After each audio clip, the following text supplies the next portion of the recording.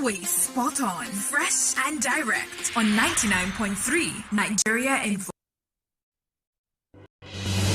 There's a reason why over 1 million people tune in to facts every day. We discuss in-depth stories, sources behind the The State High Court has convicted, suspended the Chicago District Stories never going away for the day. You hear diverse voices and opinions.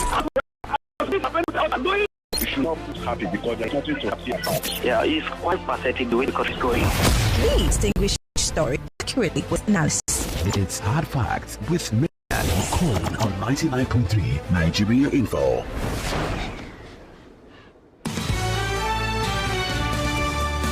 This is the nation's number 1 talk news and sports radio station, 99.3 Nigeria Info. Welcome you to the 4 o'clock hour. I did tell you that yesterday, the special advisor to Mr. President on public communications and orientation gave you sincere apologies for not being able to make it yesterday, but he's here today, bright and early. He made sure that he came on time.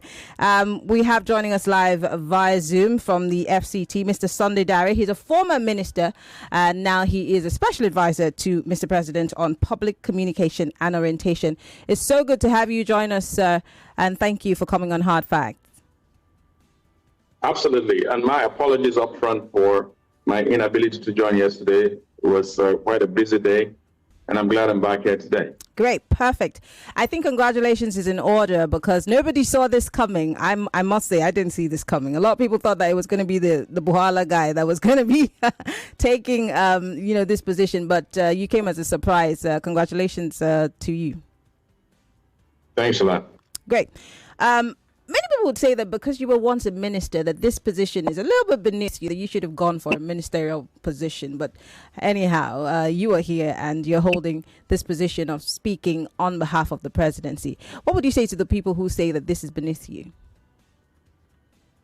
Well, just like my earlier response sometime last week, when it comes to national duty, when it comes to serving the country, when it comes to working for the betterment of 230 million people, I think that we must respect the judgment of Mr. President in the first place. He's right as a commander-in-chief to summon or invite anyone to be part of that process of growth and development of our country.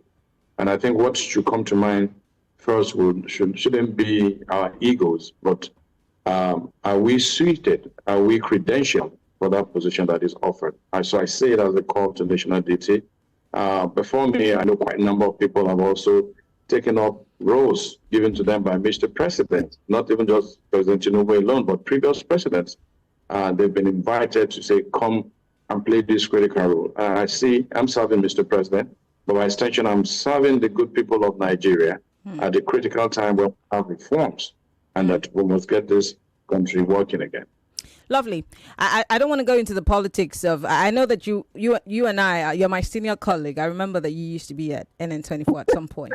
But let's not go into the politics. Let's talk about the present state of the nation, which is why you're here.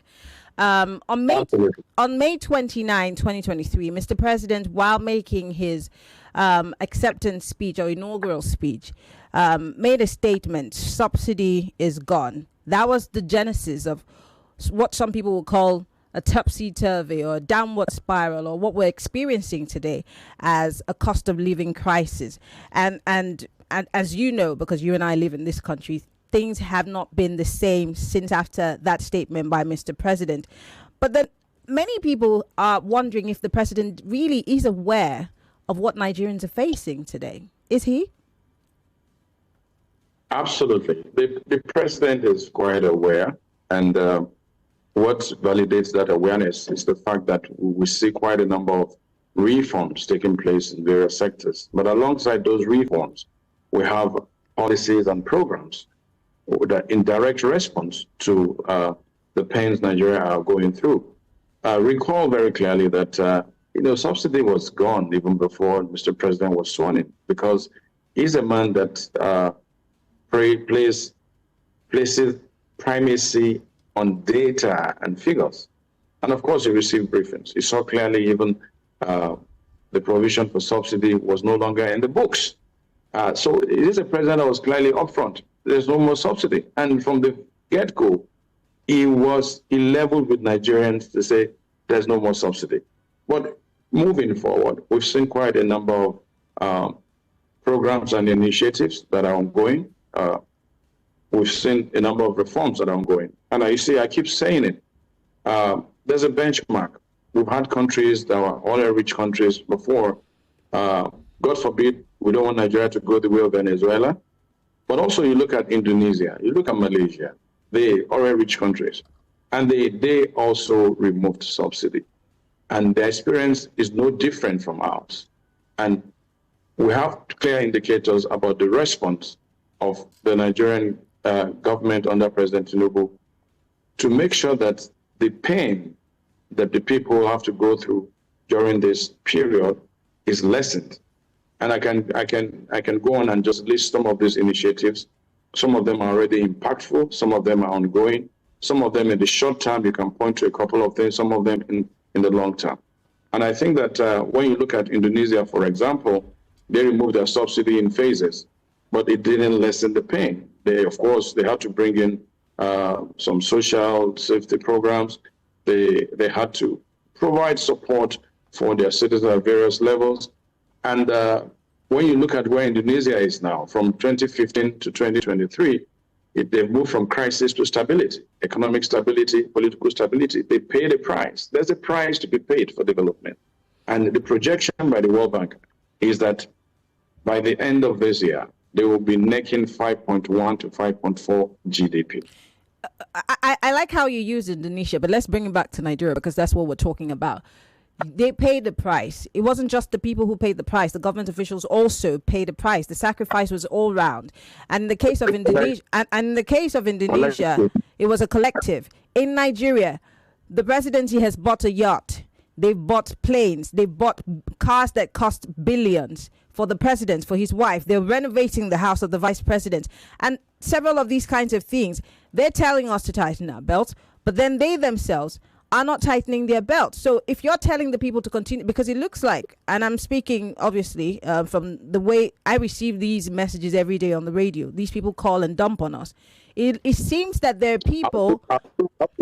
I read these messages on social media. Exactly. I listen to... So if the government keeps telling us to keep tightening our belt and make these sacrifices, and we don't see them leading by example, what I mean, does it make any sense? Some of the latest developments, have clearly shown the president's commitment to cost-saving governance. And some of them are not even right there in the open. For instance, we had the president about 2 months ago reduce the number of trips that ministers can make overseas to reduce the cost of governance. We also had him last week reduce the number of security aids they're going to have, and also the number of vehicles in their convoy. That's one. Two, we talk about these two. We've also seen that money saved from subsidy have gone into various pipes. The first pipe is FAC. The money that's shared it's increased by almost 47 to 49%. And the subnationals are also critical. It's easy to just blame the government. We run a federal government. Revenue is shared centrally. We have governors taking 47%, almost 3 times the amount they normally take as FAC. And they have a responsibility to go back and also because we're running a system. And beyond that, we see these programs from the consumer credit scheme. We see the CNG program. We see the NEL fund programs into hundreds of billions. These are programs that are expected to help the Nigerian people, the youth, and across board. And we've seen milestones for most of these programs. You look at the credit, consumer credit, the credit corp, as they call it, the lowest interest rate ever, 4%. Our civil servants have never had such opportunities. About 11,000 of them have received funds from this. 25,000 others are waiting in line. The target is 500,000 civil servants.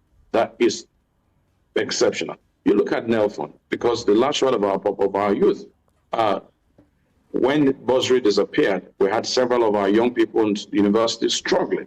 This president came up with the idea and signed the fund for NEL fund.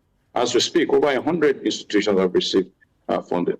And the number of our young people in universities receiving this course across the country is massive, and that will be ongoing. These are the kind of programs we also put in place as a safety valve because of the removal of subsidy. But beyond the removal of subsidy, we inherited a country that needed fixing in several respects. And I keep saying it, this is a president that places primacy on data. He consumes data.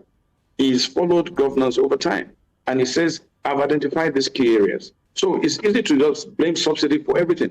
But did we have a perfect country when he took over? No, it's always a work in progress. Interesting.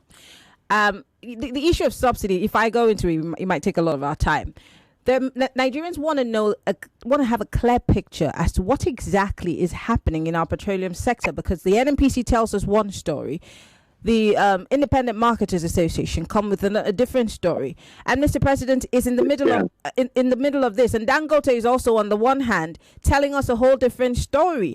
What is happening with the NNPC? And the whole of yesterday, there's been calls for Mele Kyari to be sacked, being that many see him as a principality. What exactly is the president's thoughts on this whole petroleum sector? Because, you know, it looks like we're talking about fuel. There's diesel, there are other products, but then it's the fuel that's the crux of the matter here. Let me give you some clear pointers, and I want to stay on substance. What we have ongoing is the oil sector reforms. And the reforms are expected to be leveraged based on market forces. So let's look at significant decisions by this president. First, the Dangote refinery is fully on board because the capacity for local refinery is critical, especially when you remove subsidy. That's one. The president also said no more dollars to purchase crude, naira. Previously, we have 500 to 600 million every month, 7.5 billion every year for subsidy, placing enormous pressure on Forex. Now, we also have in the pipeline our 4 refineries to be privatized. As we go down the line, in 6-7 months down the line, local refining capacity with the modular refineries we have around, this country will be making 55 to 58% local refining. And I tell you, the price of oil will drop as our local refining capacity also increases. These are part of the reforms that go along with subsidy removal. Now, what you see is the interplay of market forces. Simple. We were tricking with all of that. Now the market forces are playing. Protein, you know, they also saying we can import it cheaper. Dangote says, the market forces will determine. In America and other developed economies, you can buy your fuel at any price. You have the options. And I think that when we run a free market economy, it's beyond lip service. We must move to the practicality of it. And I think we're in despair of the practicality of it. When are we going to have these refineries come upstream? Because we heard it was going to be last year, December. Mele Kyari has been ping-ponging us on this particular matter. And then we heard it was going to be June and then July. And here we are in November. Now we're hearing, I heard the former TUC and Pengerson boss say, oh, it might be next year, but not mid-year. It might be surprisingly December. What exactly can Nigerians hold on to? Because again, our economy is largely ran by petrol. Our generators have to run on petrol because the Ministry of Power is yet to be able to figure out when we're going to have 24 hours power. So we're all at the filling stations with our jerry cans and sometimes our generators to fill it. Our shops need to be run by fuel. Our cars need the fuel, everything. So when are we going to be able to... Yeah. There's work. Work is ongoing. Some of these problems need time to be fixed. But it is sufficient to know that we have the right policies and the right initiatives in place. Don't forget, we've been working on the Siemens project. The Kasambila project, which has now been concessioned to former General T.Y. Danjuma, is ongoing. So you see that as these reforms are ongoing, in the issue of power, you see efforts and activities in the direction of solving the problem. This administration seeks to provide solutions rather than dwell on the problems. And I dare tell you that when you want to provide solutions to problems, a few times you have to be very blunt, you have to be drastic, you have to take those tough decisions. Because when you sleep over there, you move into an era of procrastination and nothing is done. That's one. Two, absolutely, this administration recognizes the fact that Nigerians are going through a very difficult period. And the president has owned up, he said it, and he has sued for patience to say, these reforms will lead us to a better day. And that's it. Change is difficult, but the adjustments we're making now are necessary. I did say it a few times back that the refusal to apply one stitch now means that down the road, you will need 9 stitches. Right now, we are facing the 1 stitch that is needed so that we can avoid the 9 stitches down the road. Let me also say this. If previous leaders have resolved some of our problems, and it's easy to say our problem is just MPS, what about education? What about youth development? What about health? If they had resolved some of these problems, they will pile up for whoever is in power right now. So I think we are looking at this point to have a president who is focused, who is ready and is engaging with the problems of the country, and who is willing to take those tough decisions that are necessary to make sure that this country functions properly. In talking about taking tough decisions, let's talk about the story that broke yesterday, where Mr. President has said that these young children be released, and then as at today, we've seen that the case has been withdrawn from the court. First, let's talk about the optics. First and foremost, Nigerians went into the streets. They declared 10 days of hunger. The reason why they were protesting, I mean, you already know, I don't have to explain it. The average person could not buy a custard bucket of gari, which used to be about 500. It's now 4,000 naira. I don't know how much it is right now. The average person who the president is giving 75,000 naira as some sort of upgrade, if you want to call it, in their salary, is unable to buy one bag of rice. Things have gotten worse, and Nigerians hit the streets to get the attention of the government. But here we are, months down the line, we're talking about treason, and the issue that the people of Nigeria hit the streets for, we're totally jettisoned, and we're talking about unseating the president. Now we have children paraded in front of cameras, and counsel to the president had the audacity to go on national television to call those children adults, married men who have graduated from university. How does this make the presidency look? The decision of Mr. President, and let me say that if you do the crime, you must do the time. What exactly is the crime? That is it. What is the crime? Even in developed world, what is the crime, sir? People are just arraigned. They have not been sentenced. Well, let me say this. The mere fact that the president rose above all of this and took the singular decision as a true leader to direct that the AGF releases these young ones, I think that is significant. And it neutralizes the issue of whether, they're adults, they're minors. And then we saw in quick succession. In fact, since Friday, we've seen the response of this government lockstep up until today, when a few hours ago. When in the past has it happened this quickly?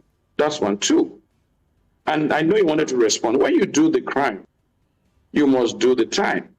We live in a country where there's a rule of law. And I can show you videos and pictures about what happened in August. We cannot close our eyes to it. Complete brigandage and chaos. No society. There are innocent citizens that their shops were ransacked, government properties were destroyed, And the rule cannot be different. So there's a process. The government says release them without prejudice to the legal process. And I think, for now, I think so far, this situation has been handled the right way, and there are no shortcuts. There are no shortcuts to justice. Interesting. In case you're just joining us, the program is Hard Facts, and we have the spokesperson to Mr. President, Mr. Sunday Dare, former minister. He's talking to us, of course, about Mr. President's policies, programs, and how, in the long run, this might be favorable to you and I, even as we feel the bite and the pain of the cost of living crisis. But we'll take a quick break. Mr. Dare is here. The phone lines will be open. All your questions will be answered. So far, he's been giving me answers to my questions. So let's see if he has answers to your questions. Sunday Dare is still here with us. It's still 99.3 Nigeria Info. The program is Hard Facts. We will be right back after these messages.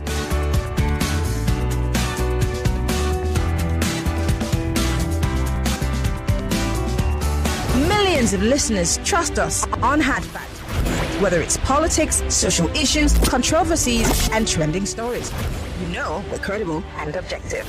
It's Hard Facts with Maryann Okon on 99.3 Nigeria Info. Experience a better way to stay connected. Listen, fellas and girls. Download the Nigeria Info mobile app on iOS and Google More Play news Store. and information coming up. We'll be back in a moment. If you need comfortable shortlets to stay on that quick business trip away, download Escapade. Or you need luxury apartments for that house party or fun getaway, Download Escapade. For comfortable shortlets that fit your budget, use Escapade. Luxury apartments that suit your pocket. Hey, start your trip with Escapade. Find a crib to your taste. Book a place for your stay. Come away with Escapade.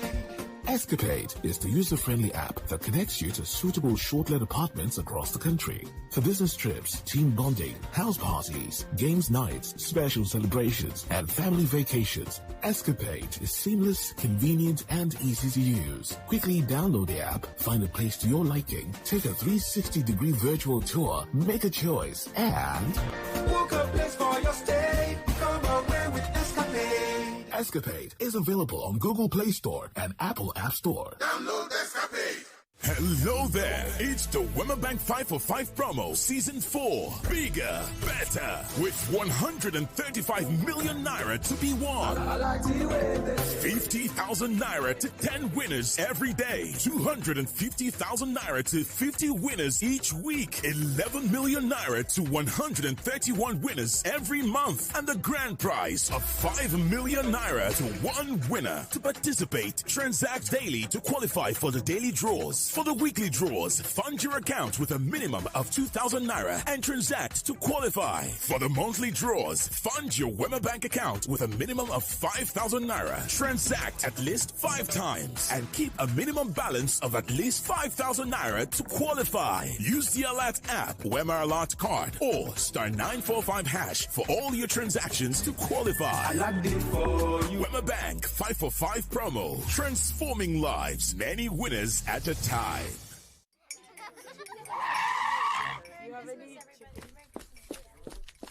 Sorry, madam. There's an emergency at the shop. They need you now. It's a serious... Nothing is more serious than a Golden Morn breakfast with my family. Don't you understand? All our winnings start with a nutritious golden breakfast. Now, sit down. Please join us. Yes, ma. At once. Breakfast is serious business. Handle it with a nutritious Golden Morn. Now with a great new look. Trust Golden Morn to help fuel your family to win every day. Golden Morn. Make every day golden. In the cooking game, you need a winning game plan. I'm not just talking about your fresh ingredients, utensils, or cooking skills. I'm talking about your choice of seasoning. Your game plan is incomplete without Maggi chicken flavor. Made with a flavorful formation of onions, celery, turmeric, it's the game changer. Elevate the taste of your everyday dishes with delicious rich chicken flavor. Oh yeah, let's go. New Maggi chicken flavor, the game changer. It's so good to win in the Cowbell So Creamy So Good promo with 150 million naira worth of cash and loads of free airtime up for grabs. To stand a chance to win, simply buy 10 sachets of Cowbell 12 gram or 1 Cowbell 320 gram refill pouch. Submit the empty packs to any collection center near you and exchange the sachets for a scratch card. Scratch the card to reveal a unique code and text the code to 1393 to enter the draw. Promo runs from October to November 2024. For more info, visit www.cowbell.ng. Terms and conditions apply. Cowbell, a creamy goodness. Memories filled with laughter, moments that live forever. Elevate your lifestyle with Broom, the brand that brings reliability and happy memories to your home. Whether it's a stunning TV, an efficient washing machine, a sleek gas cooker, or a powerful air conditioner, Broom has you covered. Experience the joy of seamless living with our top-notch home appliances. And with Broom, enjoy exceptional after-sales service, providing peace of mind long after your purchase. Transform your home and embrace excellence with Broom. Available now at dealers and Electromat stores near you. Upgrade your life today by visiting our website at www.broom.com. Happy memories start with Broom. The release is Dennis Mann. He's away here. And so... No. Let there be light. Introducing the Power M Solar Hybrid Inverter System, which delivers sustainable energy solutions tailored for homes and businesses of all sizes and types. Our comprehensive sales and after-sales support ensures we meet your unique energy needs, whether you're in the city or a rural area. To discuss your power requirements or explore career opportunities with Ulu, contact us toll-free at 0800-6658-765 or via WhatsApp at 0808-972-8959. We have installment payment plans for our inverter systems. Visit our website for more information on www.ulusolar.ng or socials on X and Instagram at ulu_Nigeria. Ulu by Ignite. Energy on a different scale. In partnership with Huawei. That was how BC almost gave her fiance heart attack. She sent a message to her fiance that reads, I can't do this anymore. My boss is so frustrating. I'm going to quit. Little did BC know that her data finished, and the only part of her message he received was, I can't do this anymore. Now the matter is still set low. Avoid stories that touch. Get the Glow special data plan and get 7 gigabytes for 1,500 naira, 2 gigabyte for 500 naira, and 1 gigabyte for 300 naira to browse, download, and stream your favorite content online. Simply dial *312# to subscribe. Glow Unlimited.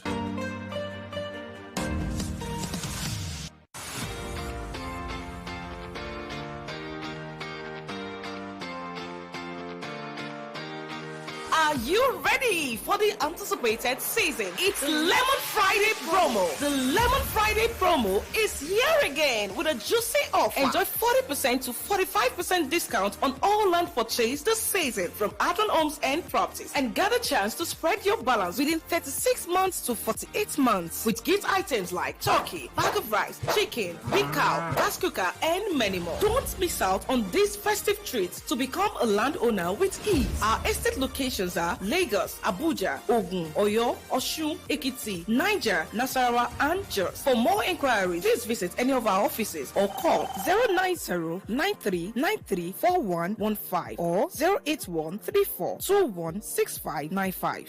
Terms and conditions apply. Adron Homes. Building cities, communities, and homes. When I want the taste of Niger flavor, Zinga Suya Burger, extra spicy, extra hot, I guess. Zinga Pepper Burger. When I want the classic taste, Suya chicken, plenty flavors here to choose. KFC is here for you. Suya chicken, Zinga Pepper Burger, Zinga Suya Burger. Plenty flavors here to choose. Suya chicken, Zinga Pepper Burger.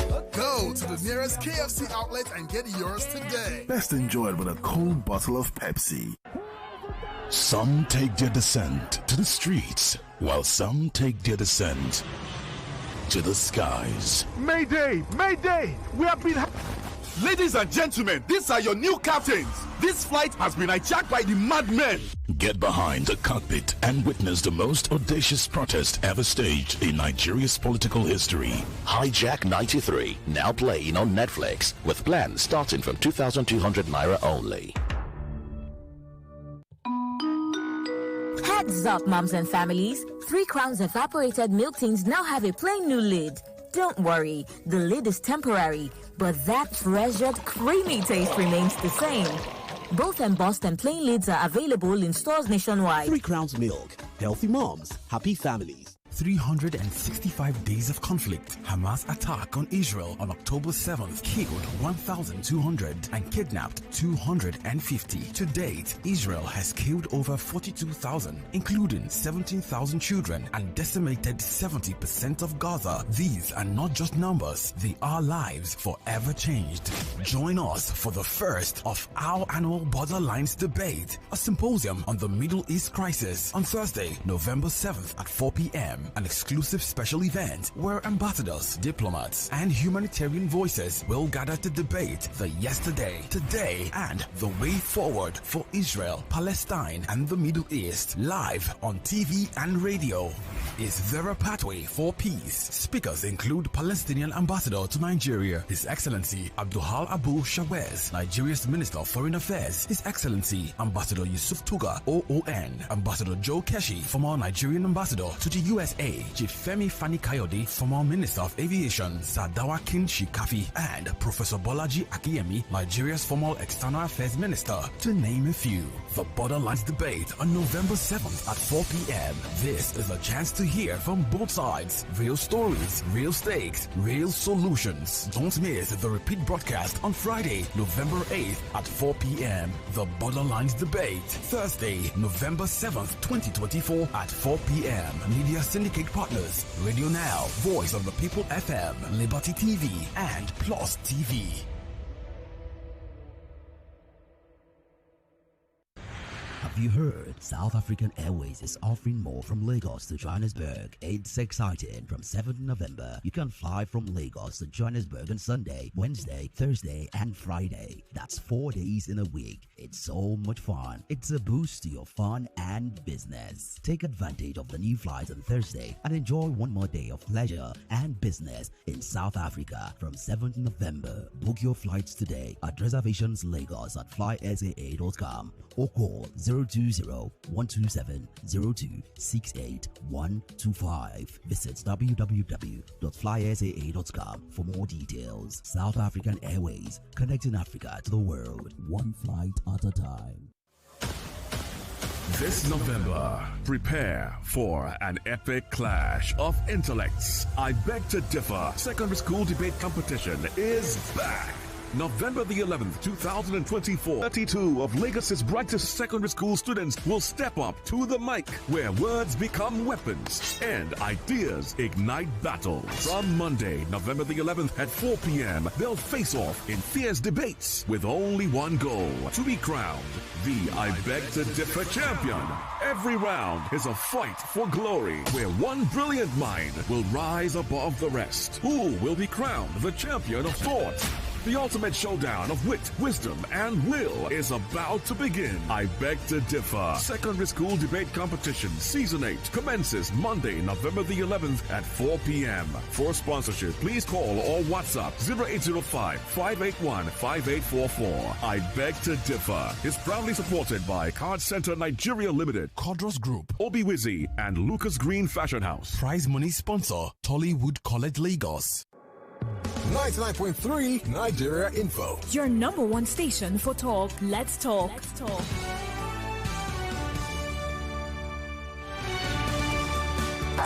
This is Hard Facts.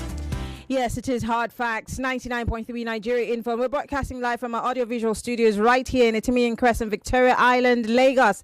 My name is Maryann Okon. We still have Mr. Sunday Dare. He is the special advisor to the president on public communication and orientation. He's willing to take your questions. The phone lines are open. We're live, facebook.com/Nigeria Info FM. You could also watch and listen to us live on YouTube, Nigeria Info FM. If you're listening from outside of the country, you know how to join us. We're live on Skype at Nigeria Info FM. You could join the conversation also if you're listening via our mobile application. You could send us a message on WhatsApp 08095975805. Ladies, you can call 0201-465-7190. On the mail line, 0201-277-0993. Mr. Sunday Diary still is here with us. Mr. Diary, before we start taking the calls of Nigerians, let's talk about what's happening in Libya. You used to be a minister of sports, so you obviously, this is still very friendly territory for you. With what CAF had done in response to the treatment of our Super Eagles a few weeks ago in Libya, the Libyan government has stopped Nigerians and saying they'll each pay until they make up the money for the fine that CAF has placed on them. Diplomatically, do you think that Nigeria should respond, and how should we respond? What would you say about this whole situation going on in Libya? Well, first, I think that let me first comment CAF for coming out very strongly against what happened. And I think if in the past CAF had been this strong in its decisions, we would not have even had what happened in Libya to the Super Eagles. But you also know that CAF also has a board, and the decisions they've taken, they had to look at all the facts. Nigeria is a member of CAF. Nigeria also plays member of FIFA. We have our representatives there. They attend virtually every meeting. And I think they will provide the necessary advice. I don't have all the facts as it is, even though I'm a former sports minister. Oftentimes we wait for these briefs to come. But I want to leave it there that our representative at FIFA and also CAF, because they work together, will provide the necessary advice that is needed in this circumstance. Really, because this has gone beyond a CAF situation. If they're just arresting people who are Nigerians and saying, well, we'll just arrest you, and then before you can get bail, you pay, let's say, $500. It's become a diplomacy issue, hasn't it? The Foreign Affairs Ministry, I know clearly, came out and also denied that this indiscriminate arrests were not taking place. And so he also moves into the chain of the Foreign Affairs, equipped to also take care of situations like this. It's still a very fluid situation, but I know that protecting our citizens is primary. And to an extent, there's almost a code. When you have situations like this, the Foreign Affairs Ministry has a code in which, first, if it's true, you must assemble an evidence. If it's true, you can then proceed to write the Libyan government that this is the position of the Nigerian government. If it's true, the Foreign Affairs is equipped to make sure that they protect Nigerians or make sure that Nigerians are brought back home safely. Recall what happened in the South African xenophobia case. And at some point, the Air Peace, Oyema, releases the aircraft to bring in, and all these processes were also done through the instrumentality of Foreign Affairs. I think we have some experts there. We'll wait for the evidence, and I know they will not sit on this evidence because every Nigerian citizen must be protected by the Nigerian government wherever they themselves, especially when they live in that country legitimately. Okay, well, that remains to be seen. Well, fingers crossed, and let's hope that, as the story develops, something is done about it. Yeah. Keep a tab on it. Yeah. Well, I'm going to open up the phone lines for Nigerians to question you. Of course, I'm sure that you would be able to answer these questions. Let's go straight to the phone lines. Hello, welcome to Hard Facts. Maryann, good afternoon. Good afternoon. What's your name? Where are you calling from? Jonathan is my name. I'm calling from Janity. I have just one question for your guest. Yes, I saw the diary. Good afternoon, sir. Good afternoon, sir. This crude oil that is in this country, sir, please, who owns it? Who owns that crude oil? Okay, thank you for your question. That's the question? Yes, that's the question. We'll take a few more and then maybe you think of the answer. Hello, welcome to Hard Facts. Hi, Maryann. Yes, good afternoon. What's your name? Where are you calling from? Otto Tongma. Rapruchku is my name. All right, Rapper, go ahead, please. Yeah, okay. My greetings to your guest, Mr. Sunday Daile. Mm-hmm. Well, where I'm listening to your conversation, where I'm interested is you ask Mr. Sunday question, the way he answered, he deviates from that a bit. He said, Nigerians, Mr. President said, he's freeing our pens, and the Nigerians are tightening their belts, and the president, go on and getting executive SUVs and vice president lodge and what have you. All this, even though they are not necessary for now due to critical situation we are in. Is he living by example by getting the set off my own trips overseas, and where Nigerians are passing a hell lot, tightening our belts. Secondly, if you ask average Nigeria now, how is this administration? They will say it's the worst administration, so to say. Now, how do we reverse this? Okay. Erase this in the minds of Nigeria, because the average of whatever they are doing, the ground of everything they are doing would come with, hunger and starvation. All right, thank you. Your 60 seconds is over. Mr. Dari, I'll let you answer these 3 questions and then we'll take more. Thank you very much. Who owns the oil? The oil belongs to the Commonwealth. That is, Nigeria belongs to Nigeria, and of course, by extension, belongs to Nigeria. Who owns the gold in Zamfara? Well, of course. Who owns the gold in Zamfara, sir? Belongs to the Commonwealth. Does Nigeria. it? Does it? How come we're not earning? How come the country's not earning the monies that are from the gold mining in Zamfara State? Why is it not also part of FAC? No, that's not based on facts, because if you followed very clearly and very closely the efforts of the Minister of Solid Minerals, that is Dr. Henry Dele Alake, you will see first that we have a regime around the gold industry, which we've had before.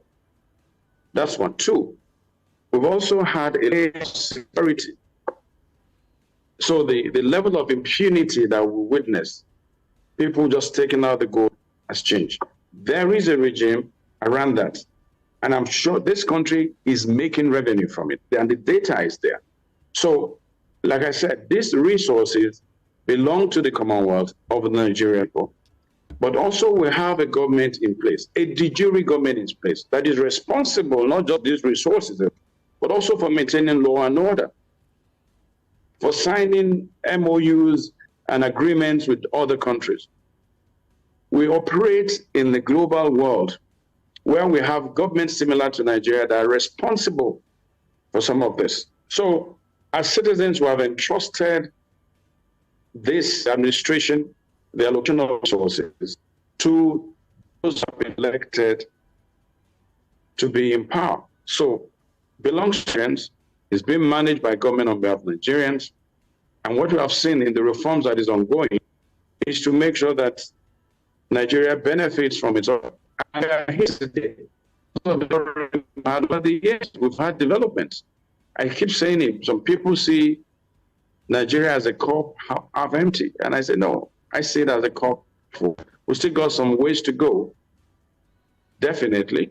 And we cannot get there unless we think the right way, unless we institute reforms that are necessary, unless we build institutions that are necessary. And you see the Nigerian case over time.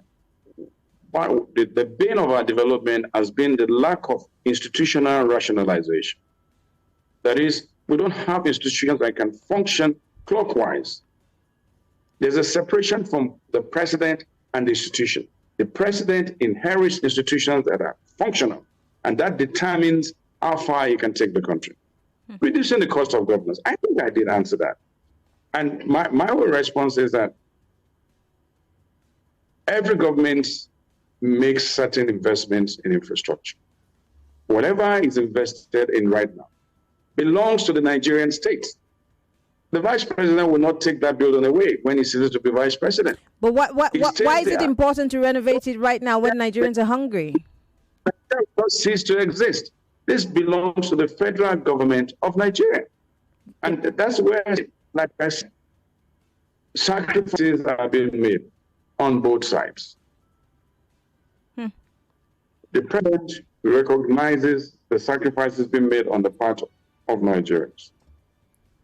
And he's moving in the direction of providing succor through a plethora of initiatives and projects. And I did say from NEL Fund to Credit Corp, look at agric, 50 billion, 750,000 acres being cultivated, the open window, tax-free open window for 180 days. I can reel off all of this since we're dealing with the hard facts. And I did say, when you look at other countries, because we have the OPEC, we have oil-producing countries, we have other countries that have taken similar decisions about removing subsidy. And it's important to know what were the things they did to move from what looks like a crisis to stability. And that's why I'm referring to this. It's no different. So why will Nigeria not take those decisions that are necessary? Let me say this. Do you know for how long we've been trying to remove subsidy? The argument for the removal of subsidy is rock solid. Every presidential candidate also gave reasons, sound reasons why subsidy go. And then the commander-in-chief, the president, comes in and says that, look, let's take this stitch now to avoid 9 stitches down the road. And it's been assailed. Okay.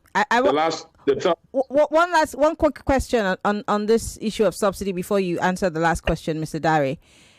And this is also, I've seen a lot of questions in that direction on WhatsApp.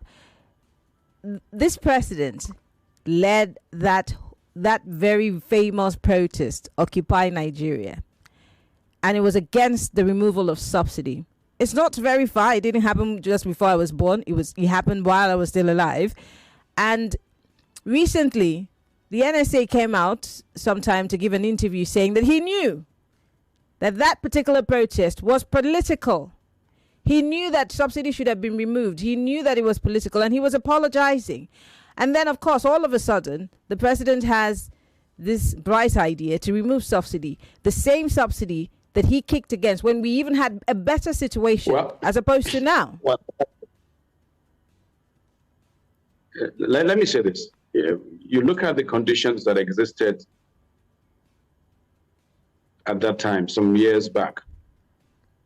You look at our GDP then. You look at the revenue from oil then. We're talking about 10 years back. You look at the economic challenges at that period.